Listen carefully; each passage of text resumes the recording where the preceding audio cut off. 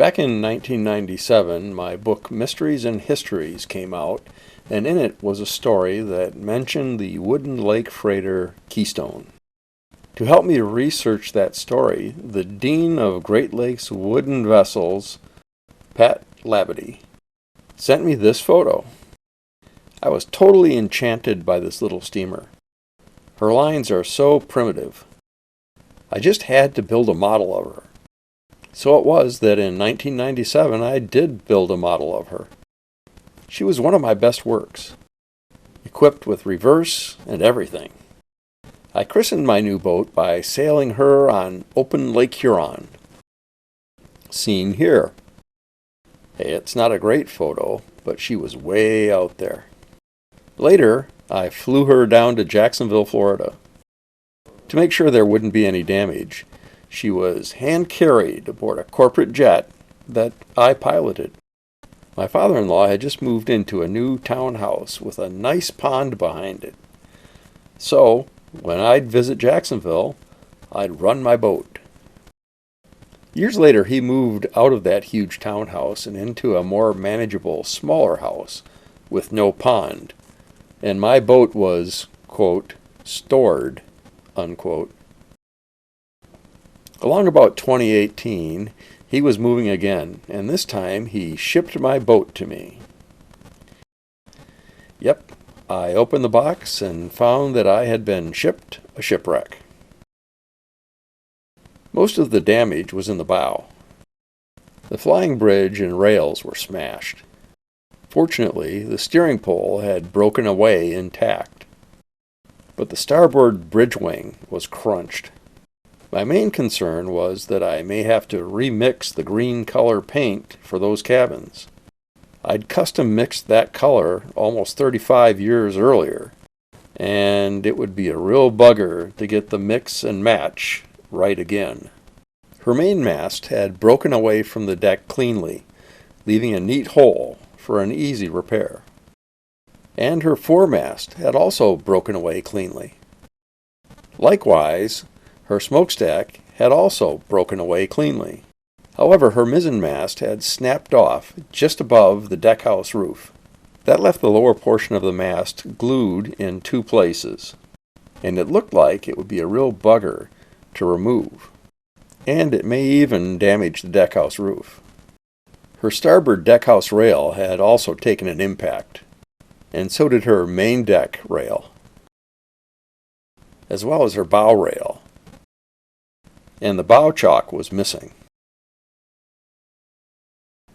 It was likely this same impact had been the one that crushed the bridge wing. Yet, since I'd built her from scratch, there was really nothing I couldn't fix. But it had been nearly 2 decades since I built my last complete boat. Now I'd get to re-hone my skills on the Keystone.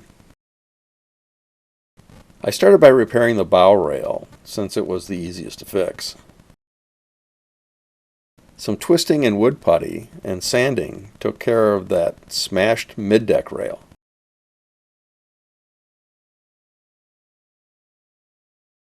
The anchor stock would be fairly easy to simply re-glue in place as well.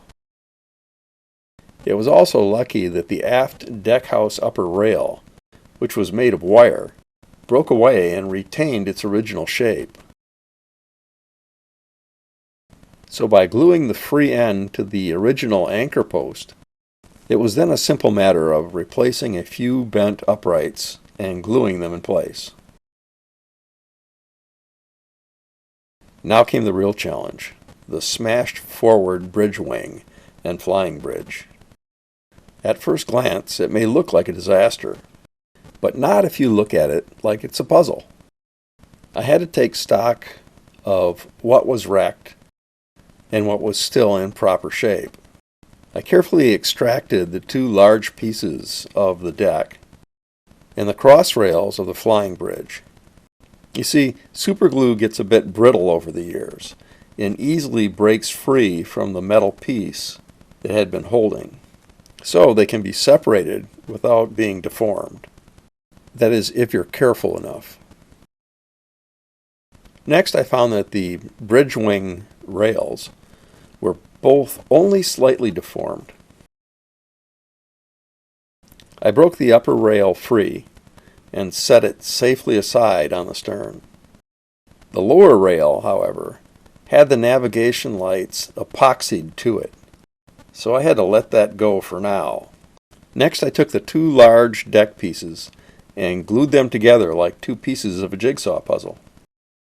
Once they were dry, I fit them carefully back where they had originally been. They fit in nicely. Now for the three upright posts.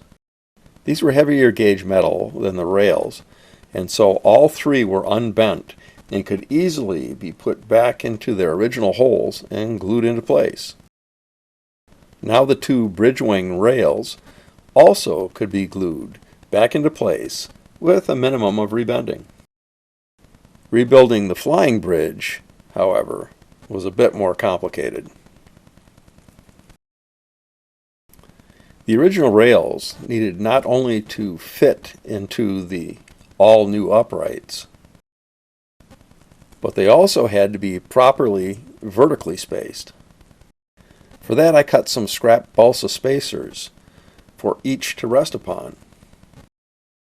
Once those were dry, it was time for the upper rails, and I needed to make spacers to rest upon the spacers. Keeping them all aligned required me to invent some ultra-lightweight pins to hold everything in place while the glue set. For that, I used the same wire that the uprights and rails were made from. It worked quite well. Then I needed to replace the rest of the uprights. Instead of trying to size them and then place them, I simply used oversized pieces of wire. And once they were dried in place, I took a pair of fingernail clippers and cut them to size. By the way, with all of the glue and new pieces, I did end up spending a good deal of time custom mixing a new batch of that olive drab paint to match the original. That was a job that was done one drop at a time, using flat white and flat green, smearing it on a chip. Then each batch had to dry, and it had to match to see which was close enough. The process took 4 days. Next, I had to mount the foremast. It has a wire that runs from the starboard side up to the mast cross T's and down to the port side. It is soldered to a single wire that runs down the mast itself and then along the deck and into the radio compartment.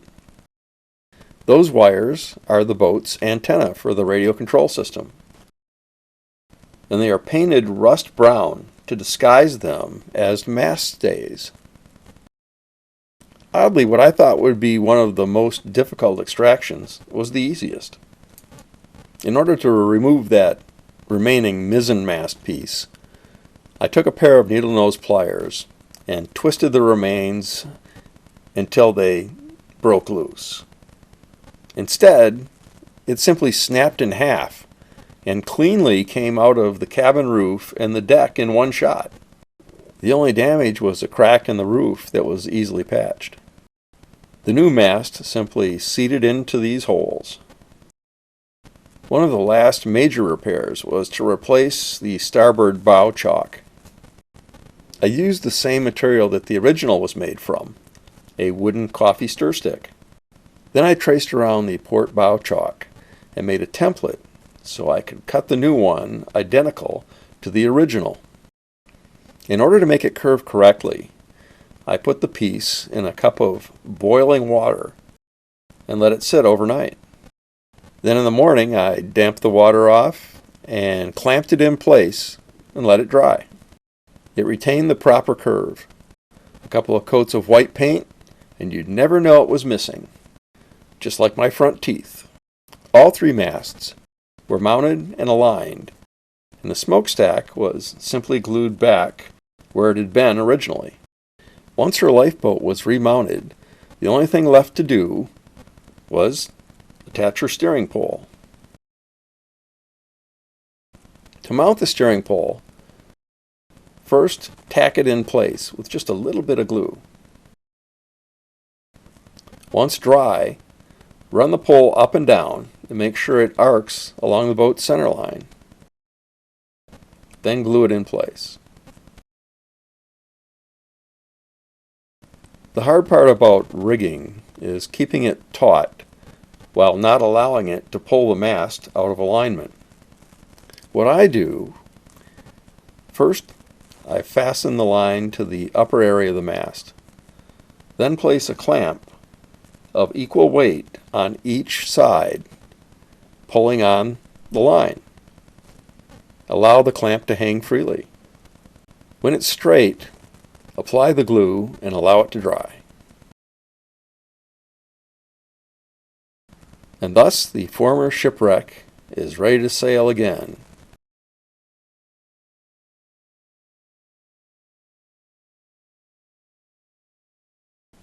Oh, yes, one last addition. Captain Carlton Graves must be on his bridge. I found him in the boat's cargo hold when I took her out of the shoebox that she had been shipped in. So now she's fit to sail and to be proudly displayed with the rest of my fleet.